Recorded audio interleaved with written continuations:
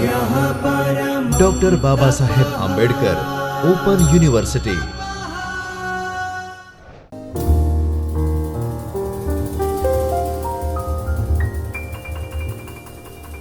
नमस्कार विद्यार्थी मित्रों, मैं Antim Patel, assistant professor in department of library and information science, doctor Baba Saheb Ambedkar open university Ahmedabad में आप सभी का हार्दिक अभिनंदन करता हूं।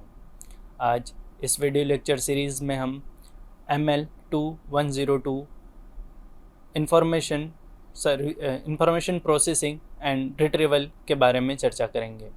आज हम इस पेपर का पूरा ओवरव्यू इस लेक्चर सीरीज़ में प्राप्त करेंगे कि इस पेपर में हमें किन किन चीज़ों के बारे में जानकारी प्राप्त होगी और किन के बारे में हम इस यूनिट में पढ़ेंगे। तो आइए हम बात करते हैं कि इंफॉर्मेशन प्रोसेसिंग एंड रिट्रीवल। तो इंफॉर्मेशन प्रोसेसिंग क्या है?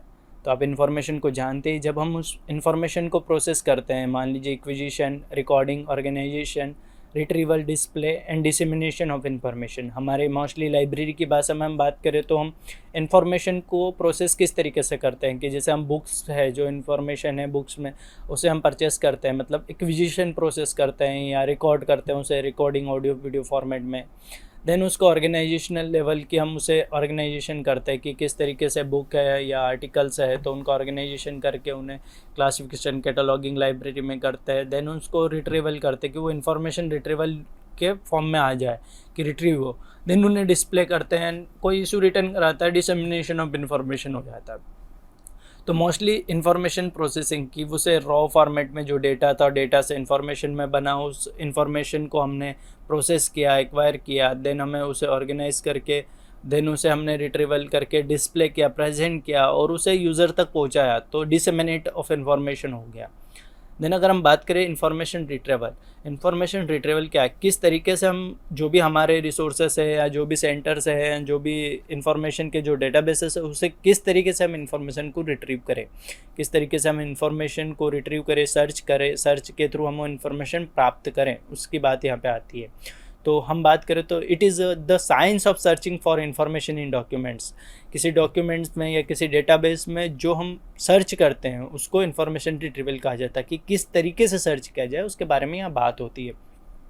तो searching for document themselves, searching for metadata which describe document और searching within hypertext collection such as the internet और इंट्रानेट, कि किस तरीके से हम इंटरनेट पे इंफॉर्मेशन सर्च करते हैं हाइपरटेक्स्ट कलेक्शंस के फॉर्म में जो होती है, या किसी डॉक्यूमेंट में या किसी लाइब्रेरी में जाके हम जो इन्फॉर्मेशन सर्च करके हमारे यूज़फुल की जो इन्फॉर्मेशन होती है वहीं रिट्रीव करते हैं, तो उसे इन्फॉर्मेशन रिट्रीवल कहा जाता है। कि जो हम सर्चिंग टेक्निक्स का यूज़ करते हैं, जैसे मान लीजिए हम लाइब्रेरी में कोहा या ओपेक, जो कोहा का ओपेक है या किसी भी सॉफ्टवेयर का LMS का ओपेक पे हम जाकर, वेब ओपेक पर जाकर जो हमारे पर्टिकुलर बुक है या नहीं है, तो उसके बारे में अगर हम जानकारी प्राप्त करते हैं कि अगर वो बुक है तो हमें रिट्रीव इन्फॉर्मेशन मिल गई कि हाँ ये बुक है हमारे जो यूज़फुल में, हम लाइब्रेरी में जाके उसे इशू करा लेंगे, तो वो हमारे लिए क्या होगी कि हमने जो सर्च टेक्निक यूज़ की थी वो हमें फुलफ़िल हो गई, हमें उसका फ़ायदा मिला, तो हम इन्फॉर्मेशन रिट्रीव हमने कर लिया।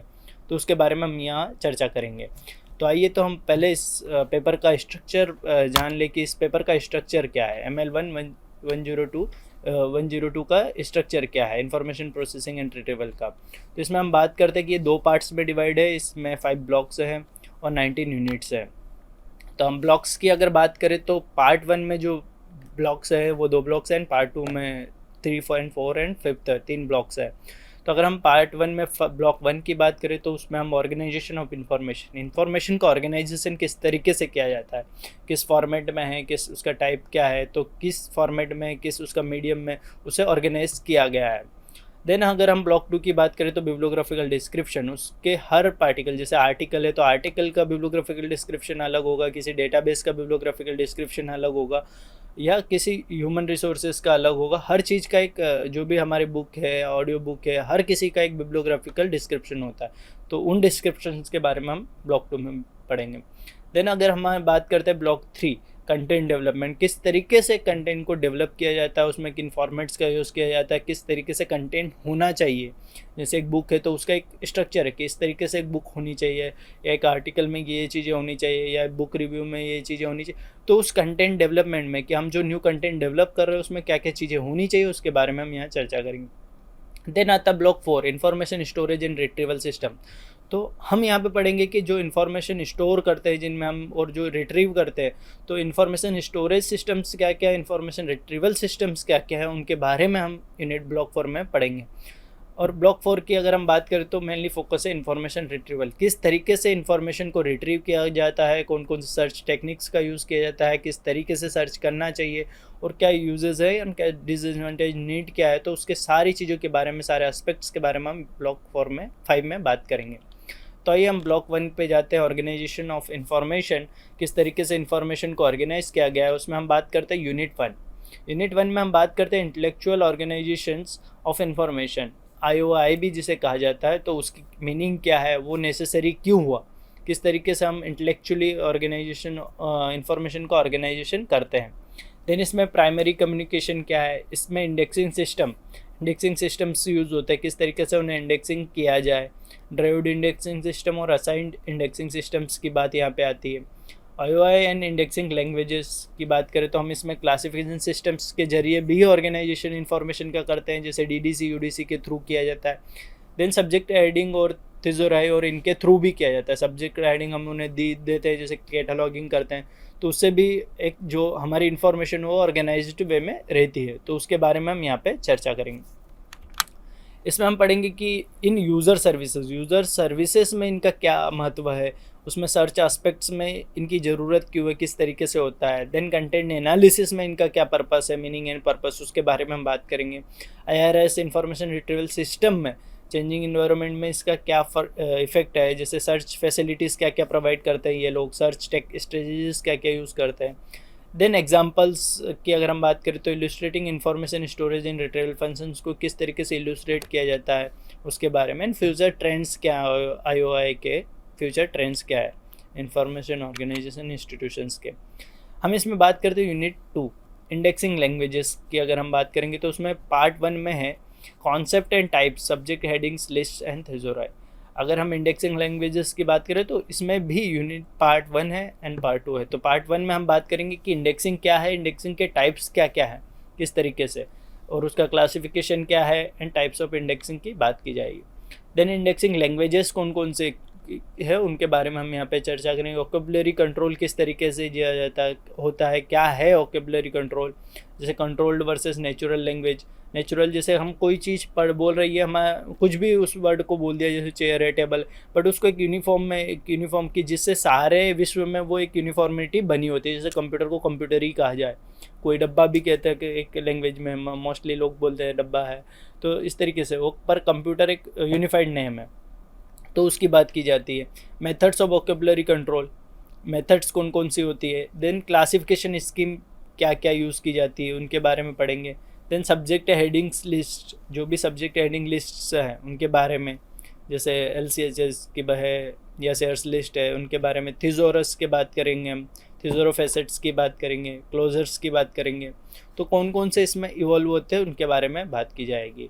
Shares list of subject headings की, library of Congress list of subject heading की, तो इन सारी चीज़ों की कि कौन से सब्जेक्ट हेडिंग में किस तरीके से उसमें इंडेक्सिंग की गई है, और क्या है, जैसे RT NT BT टर्म्स का यूज सेयर्स लिस्ट में किया जाता है, तो वो क्या है, उनके बारे में हम पूरा एक कंट्रोलली चर्चा करेंगे कि किस तरीके से इंडेक्सिंग की जाती चाहिए, उनके टाइप्स क्या है, उनकी लैंग्वेजेस क्या है, इस यूनिट में हम पढ़ेंगे। आइए हम आगे बात करते हैं यूनिट 3 में भी हम पार्ट 2 है इसका, इंडेक्सिंग लैंग्वेजेस का, जिसमें क्लासिफिकेशन स्कीम्स है।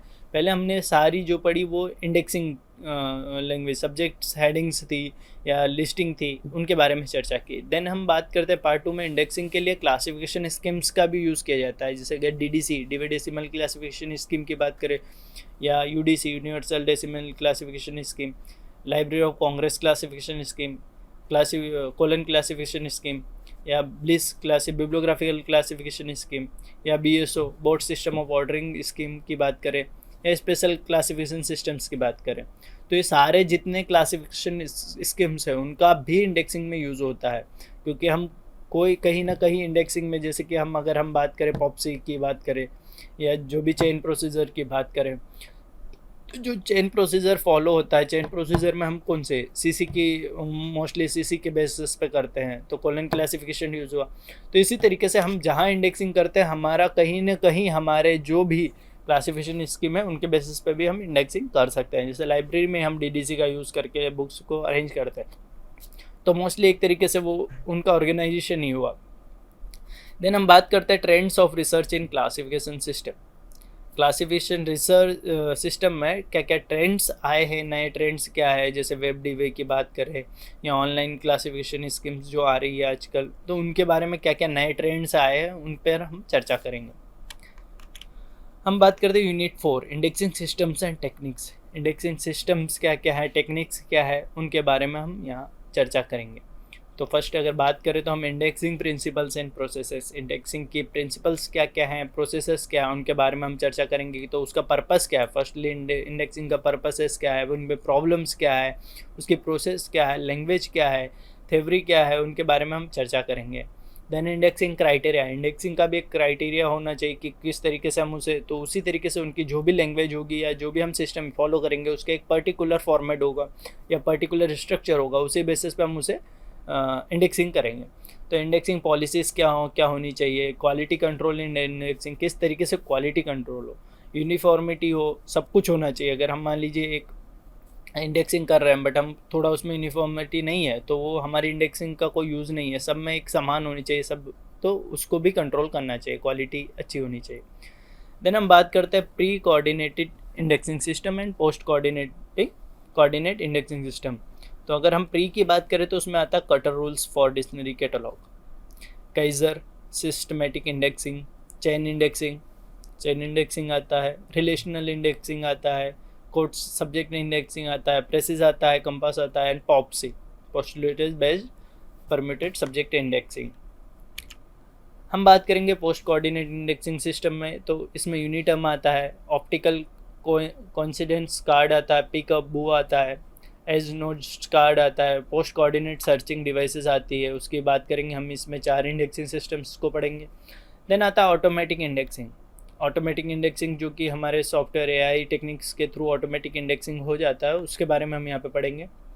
Manual indexing versus computerised indexing के बारे में हम चर्चा करेंगे कि मैनुअल इंडेक्सिंग कैसे होती है, देन कंप्यूटर किस तरीके से इंडेक्सिंग करता है, उस पर मेथड्स ऑफ कंप्यूटराइज्ड इंडेक्सिंग, उनके कौन कौन से मेथड्स का यूज़ किया जाता है, फाइल ऑर्गेनाइजेशन का तरीका क्या है, देन किस तरीके से किया जाता है। Then indexing system using AI techniques, जो आर्टिफिशियल इंटेलिजेंस का यूज़ करके जो वो करते हैं इंडेक्सिंग, तो उसके बारे में हम यहाँ पे पढ़ेंगे। एंड यूज़र इंटरफेस डिज़ाइन, किस तरीके से यूज़र को इंटरफेस डिज़ाइन करके प्रोवाइड किया जाए इंडेक्सिंग का, वो भी बेसिस होता है, और वो ऑटोमेटिक किस तरीके से होता है उसके बारे में यहाँ पे चर्चा करेंगे। देन हम बात करेंगे नॉन कन्वेंशनल इंडेक्सिंग, जो साइटेशन इंडेक्सिंग की बात की जाती है। देन वेब इंडेक्सिंग आता है, तो वेब इंडेक्सिंग में मीनिंग एंड स्कोप क्या है वेब इंडेक्सिंग का, जो वेबसाइट या मतलब वेब पर अवेलेबल हो, उसके बारे में यहाँ पे चर्चा की जाएगी। Operational aspects of the web, prerequisite for web indexing, then search engine या सेमेंटिक वेब, इनके बारे में हम चर्चा करेंगे। देन आगे बात करेंगे unit 5 evolution of indexing system, इनका इवोल्यूशन कैसे हुआ, फर्स्ट में कौन कौन से इंडेक्सिंग सिस्टम आए, उनमें क्या क्या इवोल्यूशन हुआ है, उनके बारे में हम यहाँ पे चर्चा करेंगे। तो लेवल ऑफ इवोल्यूशन में अगर हम बात करें तो सिस्टम इफेक्टिवनेस, कॉस्ट या कॉस्ट बेनिफिट इवोल्यूशन, तो इन 3 टेक्निक्स या 3 लेवल्स पर उसका इवोल्यूशन किया जाता है। देन आता है इवोल्यूशन क्राइटेरिया, किस किस क्राइटेरिया पे इवोल्यूशन किया जाता है, रिकॉल एंड प्रिसिजन, किस तरीके से हम उसको जो यूज़ में आएगी तो रिकॉल एंड प्रिसिजन होता है नहीं, तो उसके बारे में चर्चा करेंगे। देन अदर परफॉर्मेंस मेजर, किस तरीके से परफॉर्मेंस बेस्ड है, यूज़फुल या नहीं। देन रिलीवेंस है या नहीं, आज के ज़माने की है नहीं। अगर हम मान लीजिए कि अगर हम पुरानी जो भी हमारे इंडेक्सिंग सिस्टम है वो आज फॉलो करें तो मोस्टली यूज़फुल नहीं होगी, रिलीवेंस में नहीं होगी, तो हमें ऑटोमेटिक इंडेक्सिंग का सहारा लेना पड़ेगा। देन इवोल्यूशन मेथोलॉजी, किस तरीके से वो इवोल्यूट हुई है, उसमें क्या मेथड्स का यूज़ किया गया है। देन इवोल्यूशन एक्सपेरिमेंट्स, तो हम इस में इवोल्यूशन एक्सपेरिमेंट्स में पढ़ेंगे, जैसे मेडलर्स टेस्ट होता है, TREC एक्सपेरिमेंट्स होता है, स्मार्ट रिट्रीवल एक्सपेरिमेंट्स होता है, तो इन एक्सपेरिमेंट्स के बारे में हम चर्चा करेंगे। तो हम यूनिट 5 में इंडेक्सिंग सिस्टम्स पर इवोल्यूशन किस तरीके से हुआ है उनका, उस पर चर्चा करेंगे। हम यूनिट 6 की बात करते हैं, जो कि ब्लॉक 2 में है बिब्लियोग्राफिकल डिस्क्रिप्शन, जिसमें आते हैं principles and evolution of bibliographical description. उनके प्रिंसिपल्स क्या है और वो किस तरीके से इवोल्यूट हुए हैं उसके बारे में हम चर्चा करेंगे। तो हम बात करते हैं scope and objectives of bibliographical description. उसका स्कोप क्या है, उसका ऑब्जेक्टिव्स क्या है उसके बारे में। Then evolution of bibliographical descriptions का इवोल्यूशन किस तरीके से हुआ, जैसे pre ISBD, then Ranganathan principles आए, then principles of bibliographical description की चर्चा की गई, ISBDs की, international standards for book descriptions की यहाँ पे बात की गई, बिब्लियोग्राफिकल डिस्क्रिप्शन की बात की गई, देन बिब्लियोग्राफिक फॉर्मेट की बात की गई, देन इलेक्ट्रॉनिक रिसोर्सेज डिस्क्रिप्शन, जो इलेक्ट्रॉनिक रिसोर्सेज है, ई बुक्स है, ई जर्नल्स है, या जो भी इलेक्ट्रॉनिक हमें इंफॉर्मेशन प्रोवाइड करवाते हैं रिसोर्सेज, उनका डिस्क्रिप्शन किस तरीके से दिया जाए उसके यहाँ पे चर्चा करेंगे।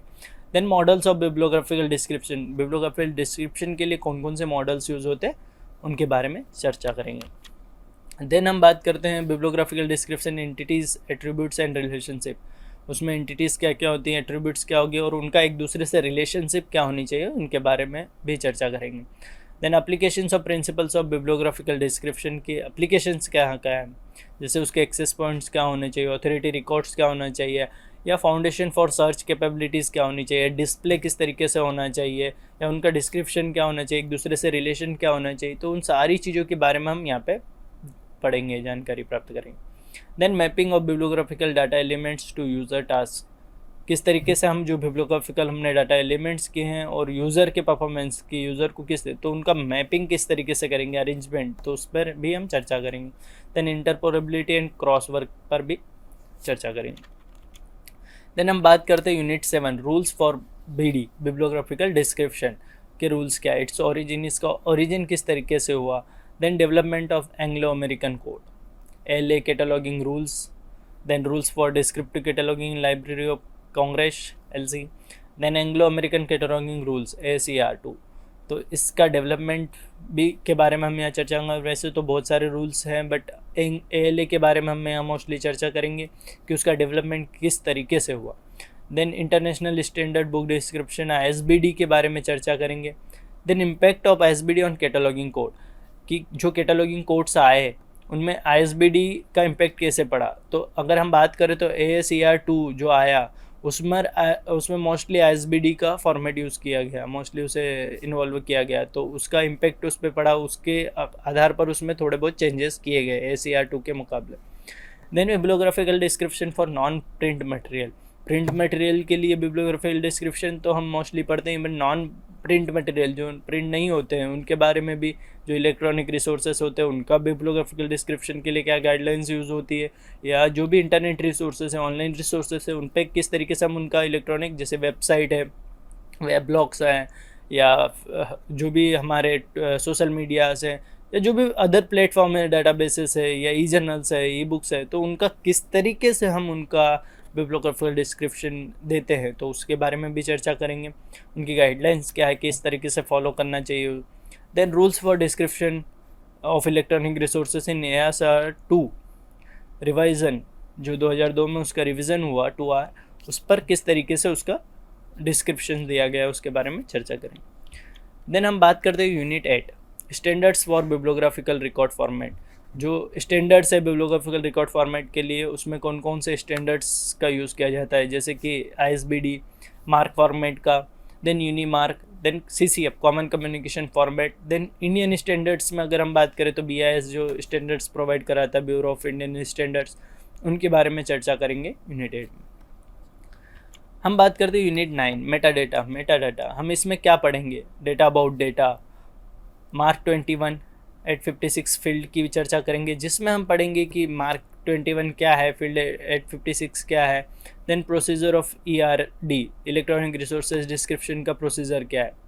देन हम बात करेंगे इसमें Dublin core metadata initiative, Dublin core में सिंपल डुबलिन कोर क्या है या उसका एडवांस वर्जन क्या है उसके बारे में चर्चा करेंगे, उसमें कितने एलिमेंट्स थे उनके बारे में चर्चा करेंगे। एंड देन डुबलिन कोर और HTML का क्या मेल है उनके बारे में दोनों हम चर्चा करेंगे। Then search engine supporting the Dublin core, कौन कौन से सर्च इंजन सपोर्ट करते हैं डुबलिन कोर फॉर्मेट को या उसके 15 फॉर्मेट्स को या 18 फॉर्मेट्स को, उसके बारे में हम एक ओवरव्यू लेंगे। देन टेक्स्ट इनकोडिंग इनिशिएटिव या बेसिक मार्कअप लैंग्वेजेस क्या क्या हो उसके बारे में चर्चा करेंगे। आगे हम बात करते हैं यूनिट 10 में हम चर्चा करेंगे कि norms and guidelines for content development. Content development के लिए कौन कौन से नॉर्म्स हैं, कौन कौन से गाइडलाइंस हैं, उनके बारे में हम चर्चा करेंगे। तो उस गाइडलाइंस की हमें ज़रूरत क्यों पड़ी, अगर हम कंटेंट सही तरीके से डेवलप नहीं करेंगे, जैसे हमने बात की कि एक बुक है तो उसका बुक फॉर्मेट में ही नहीं होगा तो कोई भी किसी भी तरीके से पब्लिश करके रखेगा तो वो अलग अलग फॉर्मेट्स में आएगी, उसकी बोले तो हम स्टैंडर्डाइजेशन नहीं रहेगा तो उसमें प्रॉब्लम आएगी। इसलिए हमें रूल्स एंड गाइडलाइंस तो होना ज़रूरी है पब्लिकेशन के लिए, किसी भी कंटेंट को डेवलप करने के लिए। और कौन कौन से स्टैंडर्ड्स का यूज़ किया जाता है, ISO के स्टैंडर्ड्स या W3C रिकमेंडेशंस, कौन कौन से स्टैंडर्ड्स है उसके बारे में चर्चा करेंगे। Then web content accessibility guidelines क्या है, चेक पॉइंट्स क्या है उसके लिए कि किस तरीके से वो एक्सेसिबल हो या ना हो वेब कंटेंट अगर है तो। Then electronic encoding and interchange, किस तरीके से उनकी इनकोडिंग होनी चाहिए, इंटरचेंज होना चाहिए, तो उसके बारे में सारी, उसका ओरिजिन कैसे हुआ, ऑब्जेक्टिव्स क्या है, फीचर्स क्या है, उसके बारे में हम चर्चा करेंगे। देन आता है डायनामिक कंटेंट जो डायनामिक बेसिस पे चेंजेस होते हैं तो उनके बारे में भी हम यहाँ पे चर्चा करेंगे, रेगुलरली अपडेट्स। देन हम बात करते हैं unit 11 introduction to HTML and XML, hypertext markup language के बारे में बात करते हैं हम। तो एक्सटेंसिव मार्कअप लैंग्वेज दोनों के बारे में हम यहाँ चर्चा करेंगे, जिसमें हम आता है WWW वर्ल्ड वाइड वेब के बारे में, और मार्कअप लैंग्वेज क्या है, दोनों में डिफरेंसेस क्या है, उनके सिमिलरिटीज़ क्या है, उसके बारे में चर्चा करेंगे। Standard generalization markup language HTML के, HTML के URLs के बारे में हम यहाँ पे चर्चा करेंगे कि बेसिक HTML टेक्स्ट में क्या क्या चीज़ें, उनका लिंकिंग कैसे है या उनका URLs क्या क्या है उनके बारे में। HTML एंड द ब्राउज़र की बात यहाँ पे हम करेंगे। Then XML systems and semantic text की बात की जाएगी। Then DTD document type definition के बारे में हम किस तरीके से किस डॉक्यूमेंट को किस तरीके से डिफाइन किया जाए उसके बारे में हम इस यूनिट में पढ़ेंगे। देन हम बात करते हैं unit 12 web based content development, जो वेब पर ही बेस्ड कंटेंट होता है, वेब पर ही डेवलप्ड होता है, उसके बारे में कि जैसे यूनिफॉर्म रिसोर्स लोकेटर उसके लिए यूज़ किया जाता है उसके बारे में हम चर्चा करेंगे। Hypertext, hyperlink and hyper media के बारे में चर्चा करेंगे। HTML या डायनेमिक HTML क्या है, या web interface to database linking क्या है उसके बारे में चर्चा करेंगे। देन XML डॉक्यूमेंट डिज़ाइंस के बारे में यहाँ पर पढ़ेंगे। DTD हमने नेक्स्ट यूनिट में भी थोड़ा ओवरव्यू लिया था, बट XML डॉक्यूमेंट डिज़ाइंस में इसका क्या यूज़ होता है उस पर चर्चा करेंगे। देन मल्टीमीडिया वेब रिसोर्सेज क्या है उस पर चर्चा की जाएगी। Then web servers, website hosting क्या है, वेब सर्वर्स क्या है, उन पर हम चर्चा करेंगे। Then tools for web page designing, कौन कौन से टूल्स का यूज़ किया जाता है वेबसाइट डिज़ाइनिंग में, जैसे एक एग्जांपल दिया है Dreamweaver, तो इस तरीके से वेब पेज डिज़ाइनिंग में कौन कौन से टूल्स का यूज़ किया जाता है उस पर भी चर्चा की जाएगी। हम बात करते हैं unit 13 multilingual content development using Unicode, अलग अलग लैंग्वेज में किस तरीके से कंटेंट को डेवलप किया जाए। एक लैंग्वेज में नहीं, हमें इंडिया में बहुत सारी लैंग्वेज है जिसमें कंटेंट डेवलप होता है, तो उस पर भी एक चर्चा की जाएगी। तो उसका रिप्रेजेंटेशन कंप्यूटर में किस तरीके से कैरेक्टर का रिप्रेजेंट हो, हर लैंग्वेज का अपना एक कैरेक्टर होता है और उसका कैरेक्टर का रिप्रेजेंटेशन कंप्यूटर पर होना ज़रूरी है, तो उसके बारे में चर्चा की जाएगी। देन आस्की कोड के बारे में चर्चा की जाएगी कि किस तरीके से किसका आस्की कोड क्या होना चाहिए। देन यूनिकोड के बारे में कि design principle, structures and features क्या है यूनिकोड के, जो अलग अलग भाषा में हमें मदद करे। Then web content development through Unicode के जरिए वेब कंटेंट किस तरीके से डेवलप हो उसके बारे में चर्चा करेंगे। देन एप्लीकेशंस क्या क्या है उसके, मल्टीलिंगुअल इनकोडिंग, ट्रांसलेशन या वर्क में क्या क्या उसके एप्लीकेशंस है। Then applying Unicode to the libraries में यूनिकोड का क्या यूज़ है। Then problems associated with Unicode के थ्रू क्या क्या प्रॉब्लम्स आई उस पर भी चर्चा करेंगे इस यूनिट में। अब हम ब्लॉक 4 की बात करें, information storage and retrieval systems कौन कौन से उसके बारे में हम चर्चा करें, तो हम यहाँ पे जानकारी प्राप्त करेंगे यूनिट 14 में information storage and retrieval systems की बात करें तो उनके ऑब्जेक्टिव्स क्या है, टाइप्स क्या है। तो टाइप्स की अगर हम बात करें तो DBMS text retrieval system, MIS या DSS डिसीजन सपोर्ट सिस्टम की बात की जाए, या KBS नॉलेज बेस्ड सिस्टम्स की बात की जाए तो उनके बारे में हम चर्चा करेंगे। देन डिज़ाइन ऑफ, किस तरीके से उसकी डिज़ाइन हो, information storage and retrieval systems की डिज़ाइन किस तरीके से होनी चाहिए, क्या क्या कंपोनेंट्स होने चाहिए, किस तरीके से वो फंक्शन करे, किस तरह से ऑर्गेनाइज हो, किस तरह से उसका यूज़र इंटरफेस हो, उन सारी चीज़ों के बारे में चर्चा करेंगे। देन इवोल्यूशन किस तरीके से हुआ इनका, देन इनके एग्जांपल्स क्या है, अगर हम बात करें तो ओपेक भी एक तरीके से information storage and retrieval system है। Then digital library, then search engine,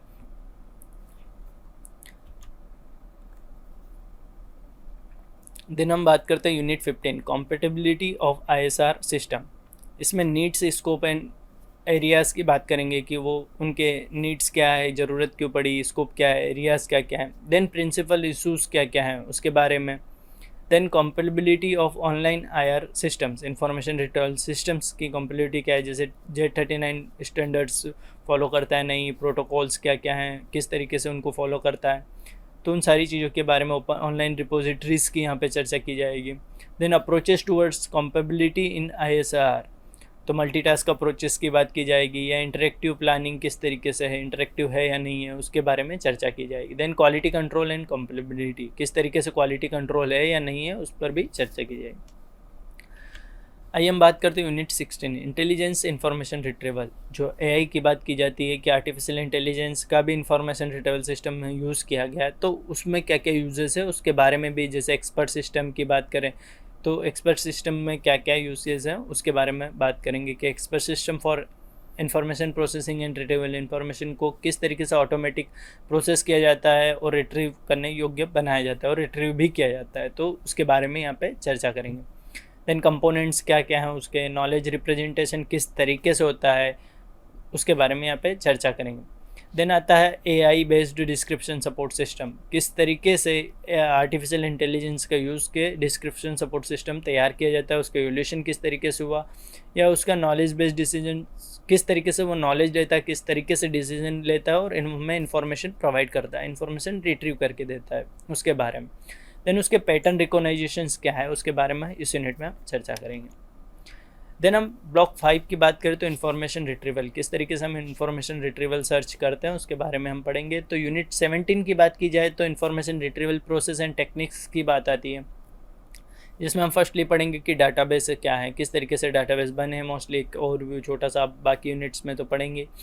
फिर आता है इन्फॉर्मेशन रिट्रीवल सिस्टम्स क्या है, उनके पर्पस क्या है, कंपोनेंट्स क्या है, फंक्शंस क्या है, ऑब्जेक्टिव्स क्या है, किस तरीके से उन्हें डेवलप किया गया है, तो उसके बारे में एक ओवरव्यू पढ़ेंगे इन्फॉर्मेशन रिट्रीवल सिस्टम्स का। Then indexing and information representation, किस तरीके से उनमें इंडेक्सिंग की गई है और इन्फॉर्मेशन को किस तरीके से रिप्रेजेंट किया गया है उसके बारे में।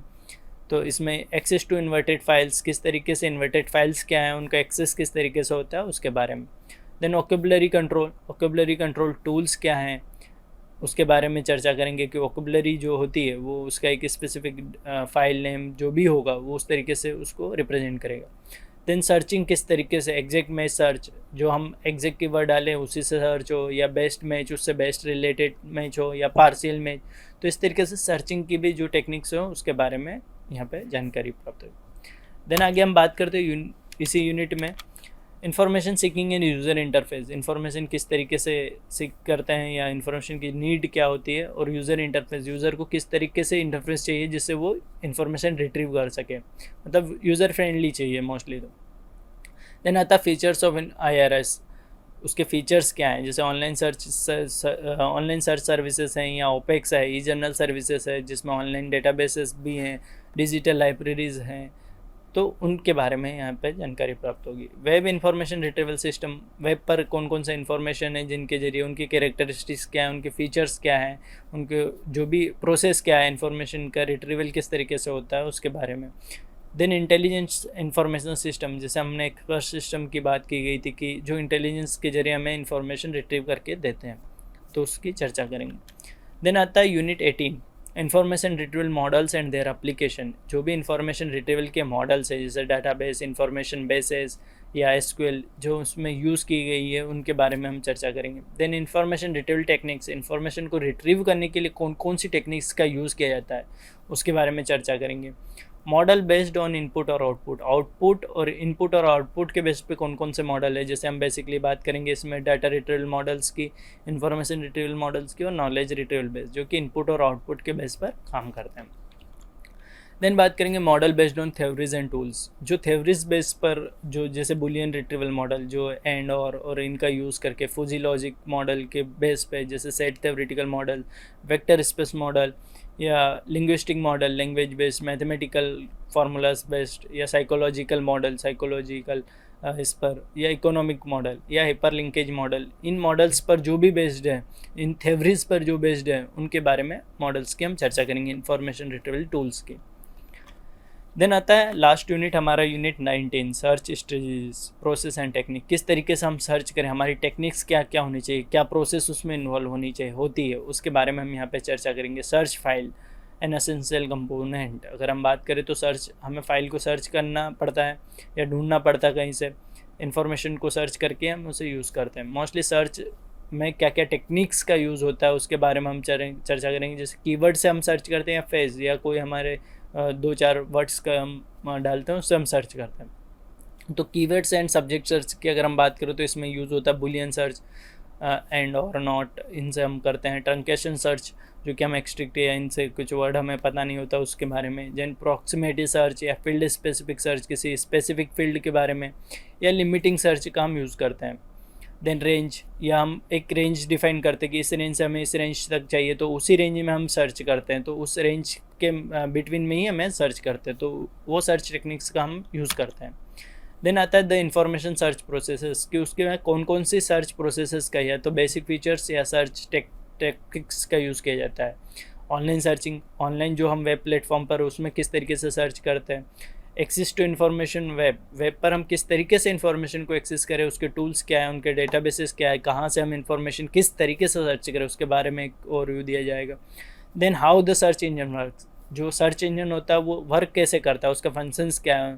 जैसे कि द स्पाइडर, अगर उसे एक जाल कहा जाता है, बहुत सारी इन्फॉर्मेशन होती है, तो उसमें से हम इन्फॉर्मेशन कैसे रिट्रीव करें, उसकी प्रोसेस क्या है। अगर उसकी प्रोसेस अगर हम बात करें तो एक कूड़े में से कचरा निकाले तो किस तरीके से, अगर वो अरेंज होगा तो इजीली निकल आएगा। तो इसलिए जो वेब पर जो भी इन्फॉर्मेशन होती है वो कहीं ना कहीं इंडेक्सिंग होती है या उसमें सर्च इंजन सॉफ्टवेयर का यूज़ होता है, तभी हमें इन्फॉर्मेशन रिट्रीव होती है। Then common search and retrieval feature of web search engine, किस तरीके से वेब पर जो इन्फॉर्मेशन होती है उसमें हम कॉमन से जो फीचर्स होते हैं और जो टूल्स यूज़ करते हैं उसके बारे में हम यहाँ पे चर्चा करेंगे।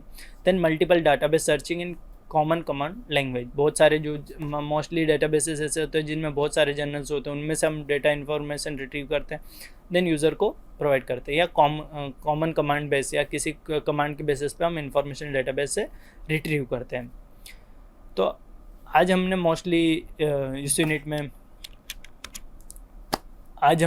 यूनिट में जो हमारा पेपर है ML2102 information processing and retrieval, तो हमने इसमें पढ़ा कि जो हमारी इन्फॉर्मेशन होती है उसे हम किस तरीके से प्रोसेस करते हैं, मतलब उसे किस तरीके से एक्वायर करते हैं, किस तरह से उसे ऑर्गेनाइज करते हैं, किस तरीके से उसकी इंडेक्सिंग, एब्स्ट्रैक्टिंग, या जो भी हम लाइब्रेरी में उसे किस तरीके से ऑर्गेनाइज करके उसे इस काबिल बनाते कि वो रिट्रीव हो सके, यूज़र तक आसानी से यूज़र को पहुंच सके।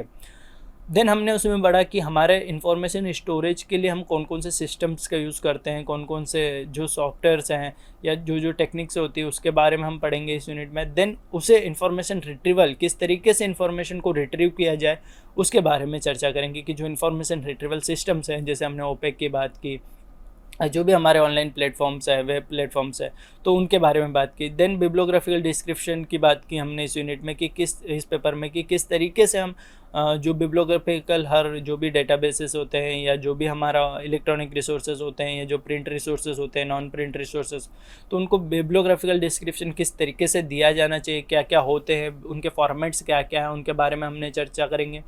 देन हमने चर्चा की कि किस तरीके से हम उसे इन्फॉर्मेशन रिट्रीव करने के लिए जो सर्च टेक्निक्स यूज़ होती है, कौन कौन सी सर्च टेक्निक्स यूज़ होती है और कौन कौन से तरीके होते हैं, उनका ऑब्जेक्टिव क्या है, उनके पर्पस क्या है, जो वेब पर इन्फॉर्मेशन उसे कैसे रिट्रीव करे। तो ओवरऑल अगर हम इस यूनिट में बात करें तो किस तरीके से इन्फॉर्मेशन को प्रोसेस किया गया है इस ब्लॉक में, इस पेपर में, वो हमें बताया गया। देन उसका ऑर्गेनाइज किस तरीके से किया गया, उनका बिब्लियोग्राफिकल डिस्क्रिप्शन क्या क्या था और क्या क्या होना चाहिए, उसके रूल्स क्या है, उसके गाइडलाइंस क्या है, कौन कौन से फॉर्मेट्स अवेलेबल हैं बिब्लियोग्राफिकल डिस्क्रिप्शन के। देन इन्फॉर्मेशन रिट्रीवल और प्रोसेसिंग के लिए सॉफ्टवेयर्स कौन कौन से, स्टोरेज के लिए सिस्टम्स का क्या प्रयोग है, एंड देन उनको इन्फॉर्मेशन रिट्रीवल किस तरीके से किया जाता है, एंड उनमें टेक्निक्स क्या यूज़ होती है, उन सर्च टेक्निक्स का क्या यूज़ करना चाहिए कि हमें ईजिली इन्फॉर्मेशन रिट्रीव हो सके। तो हमने आज इस पूरे पेपर का एक ओवरव्यू लिया है कि हमें इस पेपर में क्या क्या जानकारी प्राप्त होगी, और इस वीडियो लेक्चर में हमारे साथ जुड़ने के लिए आप सभी का आभार। स्वाध्यायः परः